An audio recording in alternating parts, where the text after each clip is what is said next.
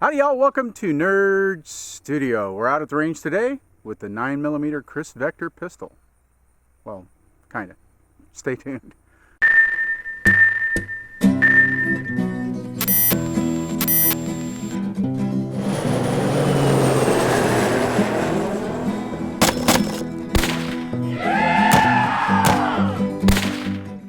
We shot this video a couple of weeks ago and I was right in the middle of a really righteous head cold. In fact, I'm still just getting over it.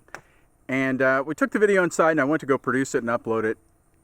Half the time I sounded like Barry White and the other half I sounded like Mickey Mouse. I'm not even sure if you would have been able to hear some of it. So I just decided I'd come back down and refilm the speaking parts when I felt better. Unfortunately, the pistol was on loan from a really good friend of the channel, and it has since had to go back home. So I don't have a prop to talk to you.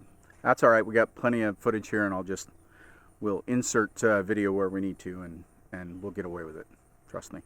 All right. So I've shot a few of these sort of, I don't know, what do you call them, right? They're pistols, but they're kind of, rifles turned into pistols. I don't know what you want to call it.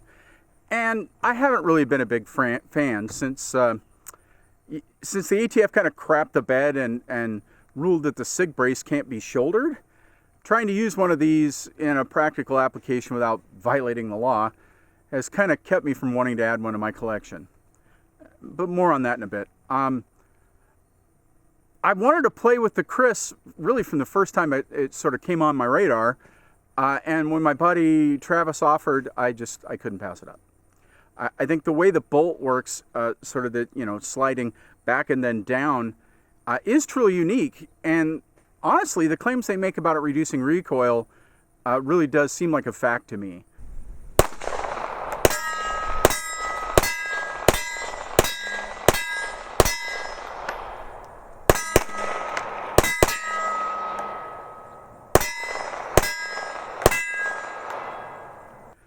It's really noticeable. It really is.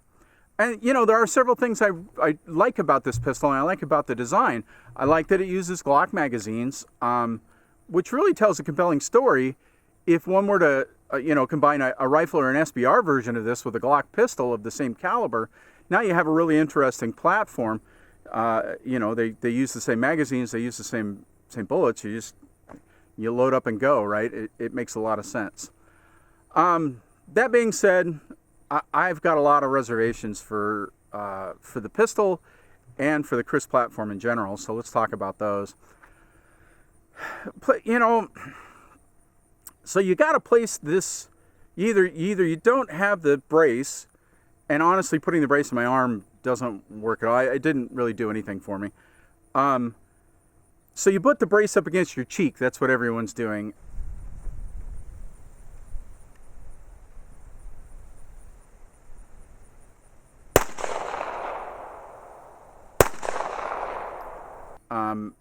If you want to shoot it legally, that's what you got to do. And when I did that, I was able to hit targets and stuff. I mean, it shot fine. The recoil's really well mitigated, so it's not like, killing my cheek or anything. But, it really doesn't provide enough points of contact to be able to bring the gun up in line kind of from the low ready so that I can find the sights. And in fact, what I find I'm doing is the gun comes up and I'm sort of circling my head and the gun trying to find the sights. So it made it really, really difficult to dial in. Now, you solve this with a regular pistol in the way you draw. So you draw a pistol, it comes up and you push out.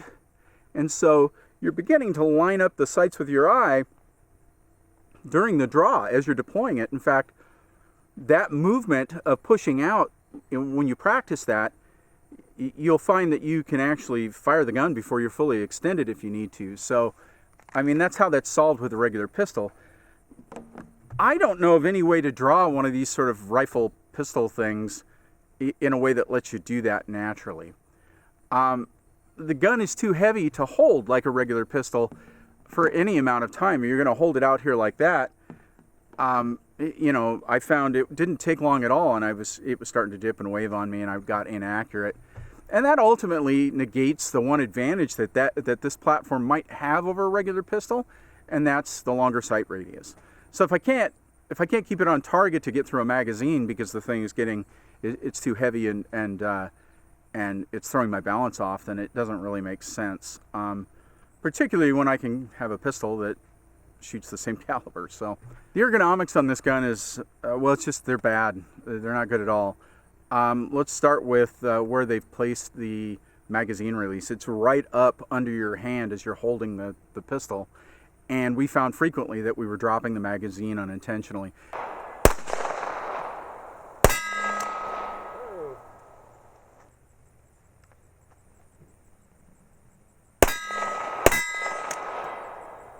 In fact, at one point, I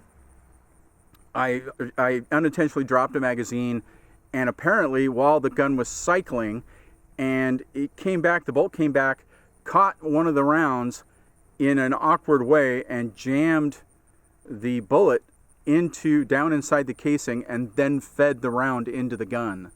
Now, I didn't shoot it because the magazine dropped, so we stopped and I made the weapon safe.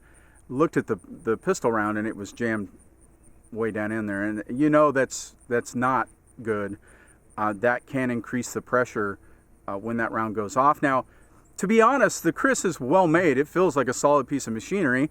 I'm not a metallurgist, I'm not a gunsmith, but compared to other guns, it feels really well made. So could it take the pressure? I don't know, probably, but that's not something I want to test, and I certainly don't want to test it because the magazine dropped. Just not something I want to do. So that's really aggravating, and it was really hard to avoid. The damn release is right under my hand. The bolt release is also not in a good place, so I've got my hand on the front of the gun like that. My thumb naturally wants to sit up like this, and which puts it right on top of the bolt catch. And frequently, I was locking the bolt back in the middle of a course of fire. So that's really aggravating because you're not sure what's going on. It's just a terrible place for it. With a little effort, you could avoid doing it, but it took some work. I mean, if I were wanting to deploy this thing, get it up and running, it would sure take a lot of practice to make sure my thumb wasn't on the bolt catch. Not good. One other thing we noticed is Magpul magazines. So Glock magazines worked fine in the gun. Magpul magazines did not. In fact, you had to slap them really hard to get them to seat at all, and they were increasingly susceptible to, or more susceptible to brushing that bolt release. It didn't take much pressure on that bolt release for those magazines to drop, and I think you can see that here. The gun was shooting pretty low for us, about a foot low, and it's just a sight adjustment needed. But it was on loan. I wasn't sure what Travis was planning to do, so I didn't want to get in his way. We just learned to adjust our point of aim after we saw where the impact was, so not a big deal there. As it sits, I can't say I'm a big fan of this gun. Maybe with some modifications to get my hand off the controls, it might be more useful. I don't know. I know there's a Gen 2 of this out. I looked at some pictures. I haven't actually held one in my hands. It looks like the controls are in the same place. Maybe one of you guys can chime in for that. This appears to be a Gen 1 gun. I don't know. The one I shot was not good. So if they got the controls out of my way, that might be useful. But honestly, what would help immensely would be if our president-elect were to instruct the ATF to roll back that stupid shoulder brace determination that they made.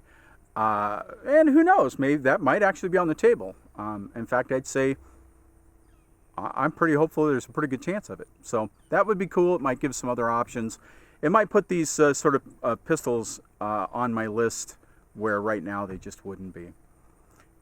Even better, roll back the stupid NFA. We'll get rid of that law. Then you could just SBR this thing and move on. If I can get my hands on one of the rifles, I might give this platform another go. But until then, all I can really say is it's an interesting piece of engineering. The way the bolt works on this is crazy. I think they're onto something there. But other than that, it's a range toy. It's kind of fun. At the price that these things are out there for, it's not on my list of stuff I want to buy. But it was fun shooting, and I really appreciate it, Travis. Thanks. All right, the Chris Vector 9mm, the pistol. The pistol. Always remember, folks, anyone could shoot. Anyone could shoot and have fun. It was fun to shoot. We'll see you next time.